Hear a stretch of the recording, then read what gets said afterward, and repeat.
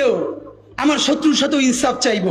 অবশেষে ইনকিলাব মঞ্চের মুখপাত্র শরীফ ওসমান বিন হাদিকে গুলি করে হত্যার মূল আসামি ফয়সাল করিম মাসুদকে গ্রেপ্তার করেছে ভারতের পুলিশ। একই সাথে তার সহযোগী আলমগীর হোসেনকেও গ্রেপ্তার করা হয়।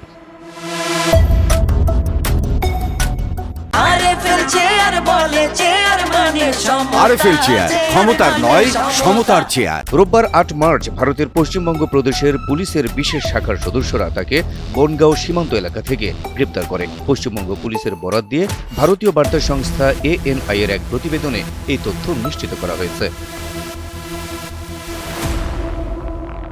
প্রতিবেদনে বলা হয়েছে, অবৈধভাবে অনুপ্রবেশ ও অবস্থানের অভিযোগে রাহুল ওরফে ফয়সাল করিম মাসুদ এবং আলমগীর হোসেন নামে দুই বাংলাদেশি নাগরিককে ভারতের বনগাঁ সীমান্ত এলাকা থেকে গ্রেপ্তার করা হয়েছে। পশ্চিমবঙ্গ পুলিশের স্পেশাল টাস্ক ফোর্সের সদস্যরা রোববার তাকে গ্রেপ্তার করেছেন।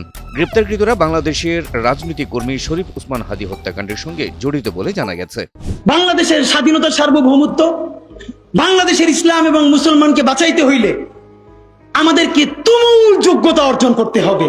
প্রসঙ্গত, গেল বছরের 12 ডিসেম্বর রাজধানীর বিজয়নগর এলাকায় এক সহযোগী সহ রিকশায় করে যাচ্ছিলেন ইনকিলাব মঞ্চের মুখপাত্র ওসমান হাদি। এ সময় পেছন থেকে বাইকে আসা দুর্বৃত্তরা তাকে লক্ষ্য করে গুলি চালায়। মাথায় গুলিবিদ্ধ হয়ে তাকে প্রথমে ঢাকা মেডিকেল কলেজ হাসপাতালে ভর্তি করা হয়। পরে উন্নত চিকিৎসার জন্য সিঙ্গাপুরে পাঠানো হলেও 18 ডিসেম্বর তিনি চিকিৎসারত অবস্থায় মারা যান।